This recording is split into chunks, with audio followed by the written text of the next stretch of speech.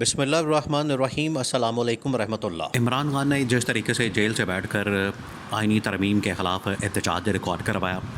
بڑی تعداد میں لوگ سڑکوں پر نکل آئے، اور سڑکوں پر نکلنے کے بعد انہوں نے کم از کم حکومت نے یہ جو پلان کر رکھا تھا کہ ہم آئینی ترمیم لا کے تو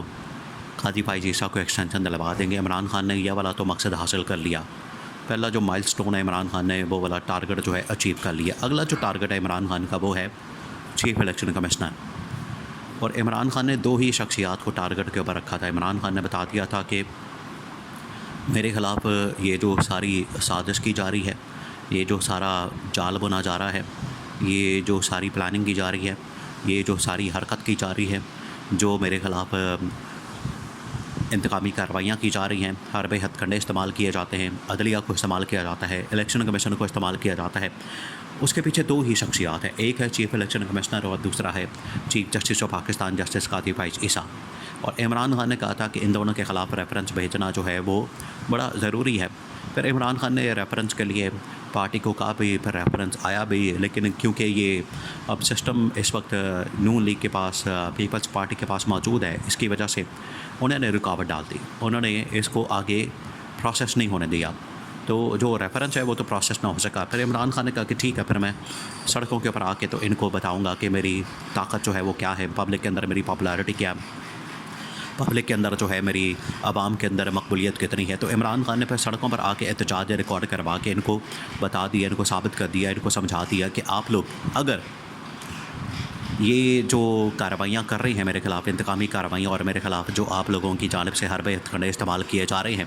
وہ اگر آپ اسی طرح سے جاری و ساری رکھتے ہیں، اسی طرح سے معاملات کو چلاتے ہیں، اسی طرح سے چیزوں کو جاری رکھتے ہیں، تو پھر میں سڑکوں پر آ کر احتجاج کروں گا۔ پھر عمران خان نے جو پہلا احتجاج ہے حکومت کے اس منصوبے کے خلاف کیا جو حکومت کا منصوبہ تھا۔ اب حکومت کا منصوبہ کیا تھا؟ حکومت کا منصوبہ یہ تھا، ان کی پہلی اٹیمپٹ جو ہے وہ تو آئینی ترمیم پاس کروانے میں ناکام ہو چکی تھی۔ ان کو پتہ لگ چکا تھا کہ پہلی ترمیم تو بالکل ناکام ہو گئی، بالکل فارغ ہو گئی، وہ تو ترمیم پاس نہیں ہو سکی۔ پہلی اٹیمپٹ جو انہوں نے کوشش کی، انہوں نے تمام سیاسی جماعتوں کو ساتھ میں لا کے اسٹیبلشمنٹ کے تھرو مولانا کے اوپر پریشر ڈال کے انہوں نے بڑی کوشش کی کہ ہم کسی طرح سے آئینی ترمیم کو پاس کروا لیں، اس کے اندر یہ پاس نہیں کروا سکے، تو پہلی جو اٹیمپٹ ہے ان کی فارغ ہو گئی، اور پہلی اٹیمپٹ کی ناکامی کے بعد یہ بڑا فرسٹریٹ ہو گئے، اور پھر آہستہ آہستہ جو انہوں نے جعلی نظام قائم کیا ہوا ہے اس کی دیواریں جو ہیں وہ ہلنا شروع ہو گئیں، اندر سے اینٹیں نکلنا شروع ہو گئیں، اور یہ جو نظام ایک ریت کی دیوار کی طرح بنا ہوا ہے یہ آخرکار گرنا شروع ہو گیا، اور ایک ایک کر کے جو ہے تمام چیزیں سامنے آنا شروع ہو گئیں، اور ایک ایک کر کے تمام کے تمام معاملات سامنے آنا شروع ہو گئے کہ کس طریقے سے یہ جعلی نظام کھڑا کیا گیا۔ ان کی آپس کی لڑائیاں شروع ہو گئیں، اسٹیبلشمنٹ کی اور حکومت کی، نون لیگ اور پیپلز پارٹی کی، انہوں نے ذمہ داری ایک دوسرے کے اوپر ڈالنی شروع کر دی۔ فیصل واڈا نے آ کے حکومت کو کھڑکانا شروع کر دیا، اڑانا شروع کر دیا۔ پیپلز پارٹی نے ساری ذمہ داری نون لیگ کو اوپر ڈال دی، نون لیگ نے کہا کہ ہمیں اسٹیبلشمنٹ نے بندے پورے نہیں کر کے دیے، تو انہوں نے ایک دوسرے کے ساتھ جو ہے وہ ساری الزام بازی اور الزام تراشی اور ایک دوسرے کے اوپر باتیں بنانا شروع کر دیں، اور اسے پتہ لگ گیا کہ یہ آپس میں کس طرح سے ٹوٹ پھوٹ کا شکار ہیں، آپس میں یہ کس طرح سے اندر سے ایک دوسرے کے خلاف ہیں، دراڑیں پڑ چکی ہیں، معاملات خراب ہو چکے ہیں، بگڑ چکے ہیں، اور یہ ایک پیج کے اوپر نظر نہیں آ رہے۔ ان کا یہ پتہ چل گیا، ان کا یہ اندازہ ہو گیا۔ دوسرا، عمران خان نے ان کو مکمل طور پر ایکسپوز کر دیا۔ اس وقت عمران خان نے جو چال چلی تھی، عمران خان نے یہ چال چلی تھی کہ اپنی پارٹی کو کہا تھا کہ آپ مولانا فضل الرحمان کے پاس جائیں، مولانا کو کم از کم اپنے ساتھ انگیج کر کے رکھیں، ملا کے رکھیں، اس کو اپنے ساتھ ڈائلاگ میں شامل کریں، اور اتنی دیر تک ڈائلاگ کے اندر رکھیں جتنی دیر تک یہ آئینی ترمیم نہیں ہو جاتی، اور آئینی ترمیم کا راستہ روکنا جو ہے وہ مولانا کے ہاتھ میں ہے اور ہمارے ہاتھ میں ہے، کیونکہ انہوں نے پی ٹی آئی کے بندے توڑنے تھے۔ پی ٹی آئی کے بندے توڑنے میں جو سب سے بڑی رکاوٹ آئی وہ آئی سپریم کورٹ نے اس وقت یہ فیصلہ دے دیا کہ مخصوص نشستوں کے اوپر عمل درآمد کیا جائے، اور اگر کسی نے ادھر سے پارٹی کو چینج کر کے ادھر حکومت کو ووٹ ڈالنے کی کوشش کی تو اس کو فارغ کر دیا جائے گا، ووٹ کاؤنٹ نہیں ہوگا۔ ادھر پہلے اس حکومت کو جھٹکا لگا، پھر مولانا نے جو ہے بعد میں اس حکومت کو انکار کر کے، اس حکومت کو لال جھنڈی دکھا کے، تو ان کی جو آئینی ترمیم کا منصوبہ تھا، سازش تھی، اس کے اوپر پانی پھیر دیا۔ اب عمران خان نے کیا کیا؟ اب یہ دوبارہ سے وار کرنے آ رہے تھے آئین کے اوپر، عدلیہ کے اوپر، عدلیہ کی آزادی کے اوپر، اور آئین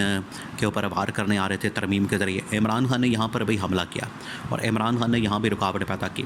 عمران خان نے وکلاء کو، اب عمران خان کی اسٹریٹجی دیکھیں وقت کے ساتھ چینج ہوتی ہے۔ اس وقت عمران خان نے سیاسی جماعتوں کے تھرو جو ہے اس آئینی ترمیم کا راستہ روکا۔ اس مرتبہ عمران خان نے وکلاء کو انگیج کیا، وکلاء جو ہے ان کو اپنے ساتھ میں لایا، اور وکلاء آئینی ترمیم کے خلاف میدان کے اندر اتر آئے، آئینی عدالت کے خلاف میدان کے اندر اتر آئے۔ جو موجودہ اس وقت عدلیہ کے نظام ہے اس کے اوپر جو حملہ کرنا تھا اس کے خلاف یہ میدان کے اندر اتر آئے، اور اس نظام کو مکمل طور پر ایکسپوز کرنے کے لیے وکلاء کو میدان میں اتارا، تحریک شروع کرنے کا اعلان کیا، اور ساتھ ہی عمران خان نے احتجاجی کال دے کے تو عوام کو سڑکوں پر بلا لیا۔ تو ان کا منصوبہ جو تھا آئینی ترمیم کا، اس کے اوپر دوبارہ سے عمران خان نے پانی پھیر دیا۔ تو یہ قسم کی سیکنڈ اٹیمپٹ تھی جو ان کی جانب سے کی جا رہی تھی، ان کی جانب سے ہونی تھی، ان کی جانب سے کی جانی تھی۔ وہ سیکنڈ اٹیمپٹ جو ہے وہ عمران خان نے پھر سے ان کی ناکام بنا دی۔ پہلی وہ جب یہ باقاعدہ ترمیم لا رہے تھے وہ ناکام ہو گئی، دوسری یہ پس پردہ چل رہی تھی،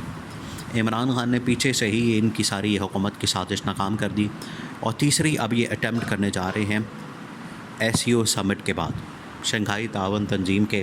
اجلاس کے بعد ان کا منصوبہ ہے کہ ہم نے یہ ایک بار پھر اٹیمپٹ کرنی ہے، اور اٹیمپٹ کر کے ہم نے آئینی ترمیم پاس کروانی ہے۔ تو عمران خان بالکل تیار بیٹھا ہے، عمران خان بالکل ریڈی ہے کہ یہ جو مرضی کر لیں، ہم نے ہر صورت میں آئینی ترمیم کا راستہ روکنا ہے، اور چیف جسٹس قاضی فائز عیسیٰ کو ایکسٹینشن نہیں دلوا رہی، کیونکہ عمران خان کو پتہ ہے کہ اگر قاضی فائز عیسیٰ کو ایکسٹینشن مل گئی، قاضی فائز عیسیٰ کو ایکسٹینشن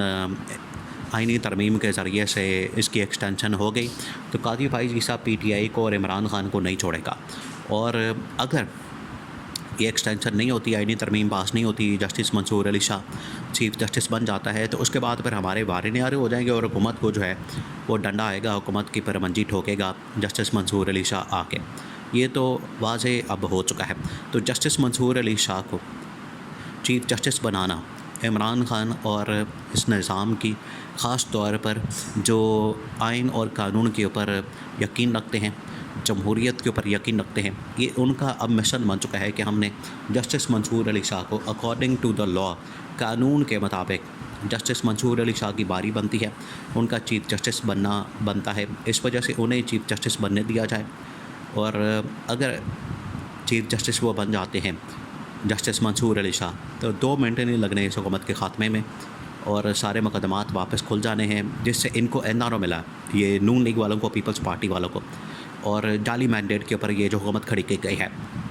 اسی وجہ سے عمران خان نے کامیاب حکمت عملی کے ساتھ جیل سے بیٹھ کر اس حکومت کو چاروں شانے چت کر دیا ہے۔